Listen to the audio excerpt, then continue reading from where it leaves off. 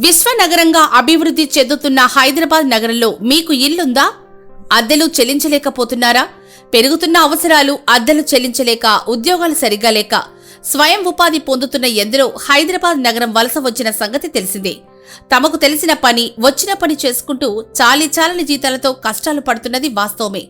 ఇల్లు అద్దె చెల్లించలేని ఎందరో నిరుపేదలున్నారు. అందులో బ్రాహ్మణులు ఎందరో ఉన్నారు. ఇప్పుడు ఆ కష్టాలు తీరిపోనున్నాయి. సొంత ఇంటి కల్లే కాకుండా హైదరాబాద్ లాంటి మహానగరంలో సొంత ఇల్లు రాబోతోంది. మీకు ఆ అవకాశం రాష్ట్ర ప్రభుత్వం కల్పిస్తే సొంతింటి కల నెరవేర్చేందుకు మేమున్నామంటూ భరోసా కల్పిస్తోంది Telangana Brahmana Samkshema Parishat. BFA painting, applied arts, photography, videography, editing, cinematography degree కోర్సులకు చిరునామా Sri Venkateswara college of fine arts, Madhapur, Hyderabad. Admissions open for 2026-27. July 21 నుంచి ఆగస్టు 10 వరకు దరఖాస్తులు మీ సేవా కేంద్రాల ద్వారా, దాని పోర్టల్ ద్వారా లేదా 8096958096 నంబర్లోని వాట్సాప్ల సేవల ద్వారా దరఖాస్తు చేయొచ్చు. దరఖాస్తులతో పాటు ₹100 దరఖాస్తు రుసుము మరియు 10,000 ఎర్నెస్ట్ మనీ డిపాజిట్ EMD జత చేయాలి. ప్రభుత్వ సబ్సిడీ 5 లక్షలు, లబ్ధిదారుడి వాటా 6 లక్షలు తాత్కాలికంగా. ప్రభుత్వం ఇస్తున్న సదవకాశాన్ని సద్వినియోగం చేసుకోవాలని బ్రాహ్మణ సంక్షేమ పరిషత్ ప్రచారం ముమ్మరం చేసింది. పరిషత్ చైర్మన్ బసవరాజు శ్రీనివాస్ ఈ విషయంలో ఖచ్చితంగా ఉంటూ పేద మధ్యతరగతి కుటుంబాలకు సొంతింటి కల నెరవేర్చే పనిలో పడ్డారు. బ్రాహ్మణ సంక్షేమ పరిషత్ మధ్యవర్తిగా ఉంటూ ప్రభుత్వంతో అనుసంధానం చేసుకుని బ్రాహ్మణులను ఇంటివారు చేరున్నారు. ఈ విషయంపై స్వయంగా పరిషత్ చైర్మన్ బసవరాజు శ్రీనివాస్ ప్రకటించారు. ఈ సదవకాశం ఎక్కువ కాలం లేనందున భాగ్యనగరంలోని పేద మధ్యతరగతి బ్రాహ్మణులు వెంటనే దరఖాస్తు చేసుకోవాలని, ఆ తర్వాత బ్రాహ్మణ పరిషత్ కు ఎలా కనెక్ట్ కావాలో సూచించారు.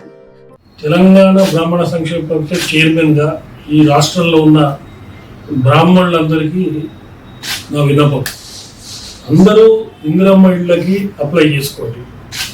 ఒక కాపీ తెలంగాణ బ్రాహ్మణ పరిషత్ కూడా పంపిస్తే నేను ఆ కన్సర్న్ మినిస్ట్రీలో ఫాలో అప్ చేస్తాను.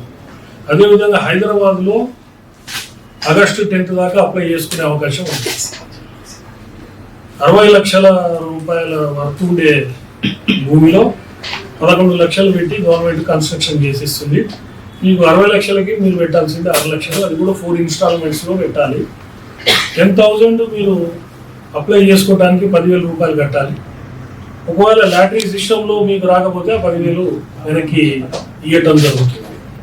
సో బ్రాహ్మణులందరూ కూడా, హైదరాబాద్లో ఉన్న బ్రాహ్మణులందరూ కూడా ఈ యొక్క అవకాశాన్ని మనకి గౌరవ ముఖ్యమంత్రి రేవంత్ రెడ్డి గారు, పొంగులేటి శ్రీనివాస్ రెడ్డి గారు కల్పించారు. 1,00,000 ఇల్లు హైదరాబాద్లోనే GHMC ఏరియాలో 1,00,000 ఇల్లు కట్టే ప్రపోజల్ వారు పెట్టడం జరిగింది. ముందుగా వారికి ధన్యవాదాలు తెలియజేస్తూ బ్రాహ్మణులందరూ కూడా ఈ అవకాశాన్ని సద్వినియోగం చేసుకోవాలని మీ ద్వారా మొత్తం బ్రాహ్మణ్యానికి నేను విన్నవించుకుంటున్నాను.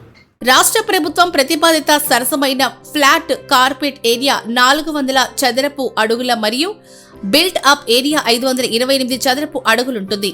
ప్రభుత్వ సబ్సిడీ 5 లక్షలు కాగా లబ్ధిదారుడి తాత్కాలిక వాటా సబ్సిడీ మినహా 6 లక్షలుగా ఉంటుందని ప్రకటించింది.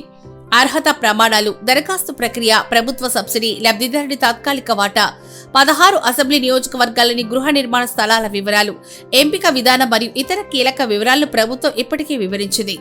గృహ రెవెన్యూ శాఖ మంత్రి పొంగులేటి శ్రీనివాస్ రెడ్డి, హైదరాబాద్ ఇన్ఛార్జి మంత్రి పొన్నం ప్రభాకర్, రంగారెడ్డి ఇన్ఛార్జి మంత్రి డి శ్రీధర్ బాబు, హైదరాబాద్లోని నియోజకవర్గాల ఎమ్మెల్యేలు ఇతరులతో కలిసి హైదరాబాద్లో గృహ ప్రకటనను చేశారు. కోర్ అర్బన్ రీజన్ ఎకానమీకి సంబంధించిన అంశం ఇది.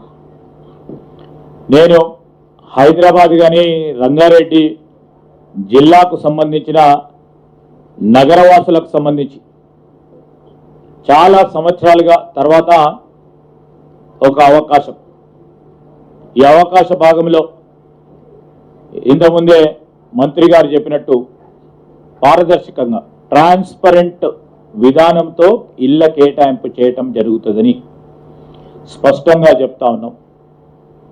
వారు చెప్పినట్టు మరి 5 లక్షల ప్రభుత్వ సబ్సిడీ,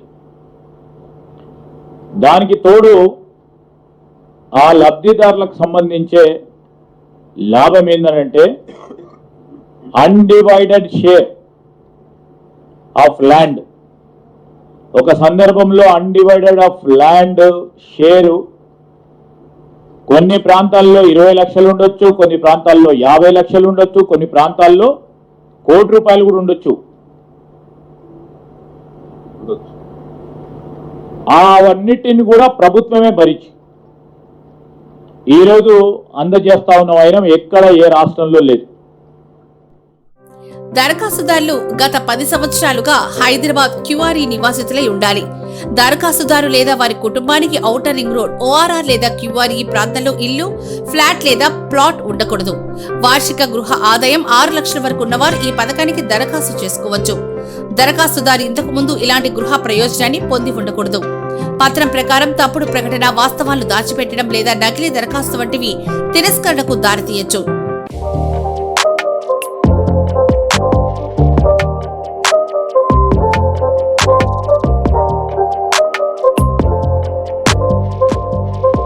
పత్రాల తనిఖీ మరియు చెల్లింపులతో సహా పరిశీలన తర్వాత ఆదాయం, కుటుంబ వివరాలు మరియు నకిలీ దరఖాస్తులు తనిఖీ చేయడానికి 360 డిగ్రీల ధృవీకరణ చేపట్టబడుతుంది.